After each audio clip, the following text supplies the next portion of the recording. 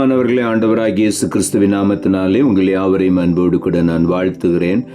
ஆண்டவர் கிருபையாய் நமக்கு கொடுத்த இந்த புதிய நாளுக்காக முதலாவது நாம் ஆண்டவருக்கு நன்றி சொல்லுவோம்.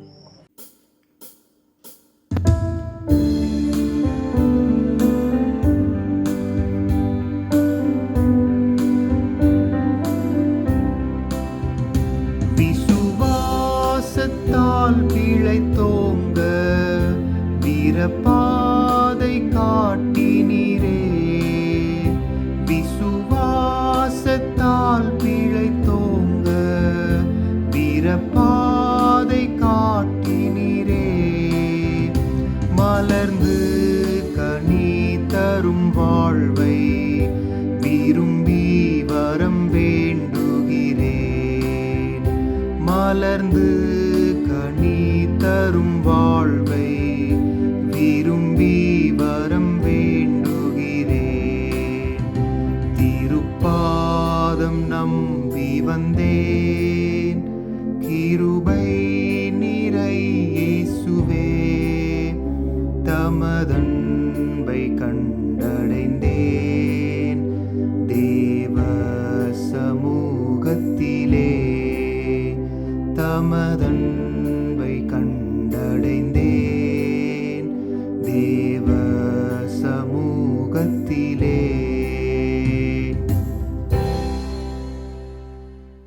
இந்த நாளுக்கு என்று ஆண்டவர் கொடுக்கிற ஒரு வார்த்தை ரோமர் புஸ்தகம் 10ஆம் அதிகாரம் 11ஆம் வசனம். ரோமர் 10:11. அவரை விசுவாசிக்கிறவன் எவனோ அவன் வெட்கப்படுவதில்லை என்று வேதம் சொல்லுகிறது. இந்த காலை வேளையில ஆண்டவருடைய வார்த்தை சொல்லுகிறது, ஆண்டவராகிய இயேசு கிறிஸ்துவை விசுவாசிக்கிறவன் எவனாயிருந்தாலும் அவன் ஒரு நாளும் வெட்கப்பட்டு போவதில்லை என்று ஆண்டவர் சொல்லுகிறார். ஆகவே இந்த காலை வேளையில வானமும் பூமியும் ஒளிந்து போகும், ஆண்டவருடைய வார்த்தைகள் ஒரு நாள் ஒளிந்து போகாது.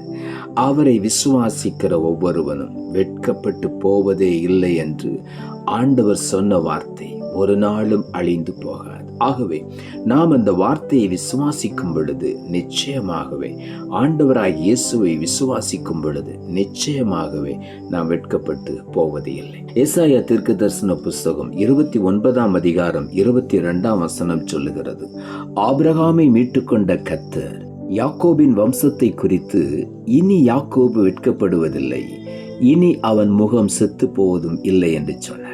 இங்கே ஆண்டவருடைய வார்த்தை சொல்லுகிறது, இனி யாக்கோபு வெட்கப்படுவதில்லை. இந்த காலை வேளையிலே யாக்கோபு தேவனோடும் மனிதனோடும் போராடி மேற்கொண்டு விட்டான். அந்த இரவு முழுவதும் யாப்போக்கு ஆற்றங்கரையிலே ஆண்டவரோடு போராடினான். என்னை ஆசீர்வதித்தால் ஒழிய உம்மை விடமாட்டேன் என்று. அன்றைக்கு தான் ஆண்டவர் யாக்கோபை இஸ்ரவேலாய் மாற்றினார், அவனை உருவாக்கினார். ஆகவே தான் ஆண்டவர் சொல்லுகிறார், இனி யாக்கோபு வெட்கப்படுவதில்லை. காரணம், அவன் இஸ்ரவேலாய் மாறிவிட்டான், அவன் தேவனுடைய பிள்ளையாய் மாறிவிட்டான். ஆகவே தான் வேதம் சொல்லுகிறது, அவரை விசுவாசிக்கிறவன் அவருடைய பிள்ளை.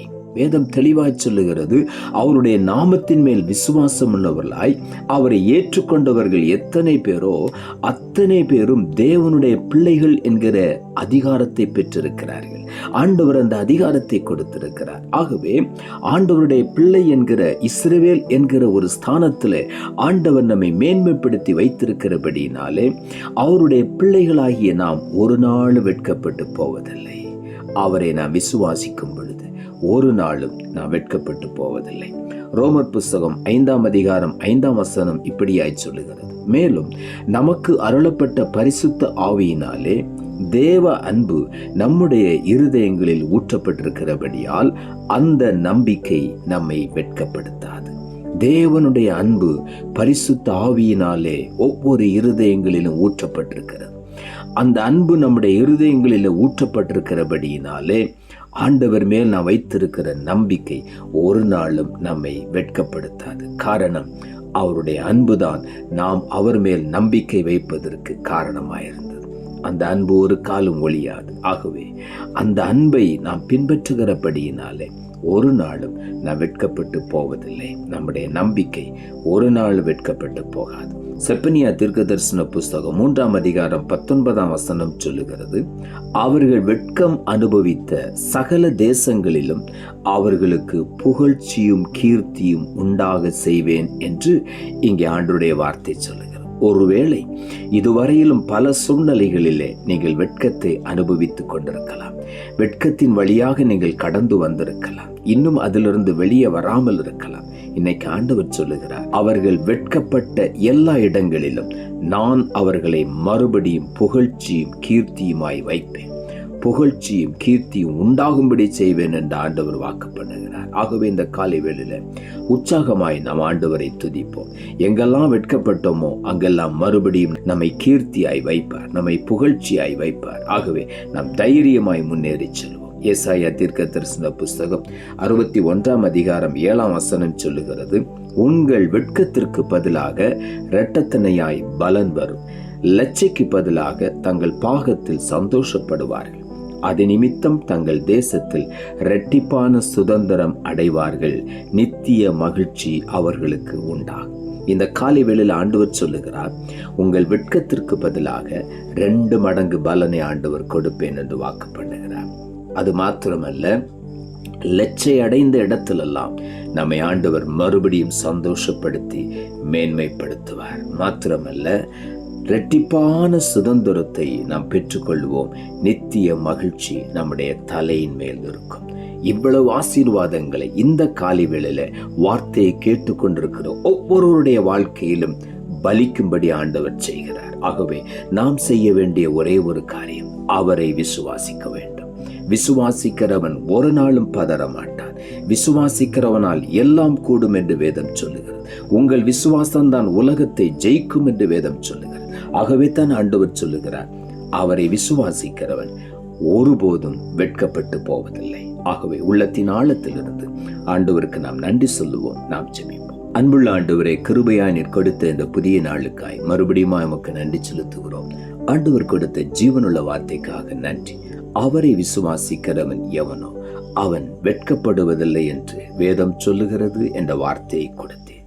இந்த வார்த்தையை கேட்டுக்கொண்டிருக்கிற ஒவ்வொருடைய வாழ்க்கையிலும் எந்தெந்த பகுதியில தங்கள் வாழ்க்கையில வெட்கத்தை கடந்து வந்திருக்கிறார்களோ, இந்த காலை வேளையில அவர்கள் வெட்கப்பட்ட அதே இடத்திலே மறுபடியும் அவர்களை கீர்த்தியும் புகழ்ச்சியுமாய் மேன்மைப்படுத்தி ஆசீர்வதிப்பீராக என்று சொல்லி நான் ஜெபிக்கிறேன்.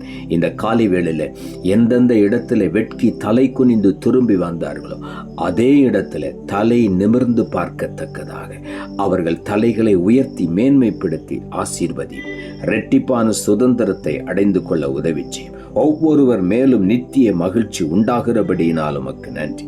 நீர் அப்படி செய்கிறபடியினால் உமக்கு நன்றி. வெட்கத்துக்கு பதிலாக இரட்டத்தனையான பலனை ஒவ்வொருவர் அந்த காலை வேளையில பெற்று அனுபவிக்க நீர் உதவி செய்யும். தாழ்த்துகிறோம். இரட்சகர் இயேசுவின் நாமத்தில் ஜெபிக்கிறோம் நல்ல பிதாவே, ஆமென்.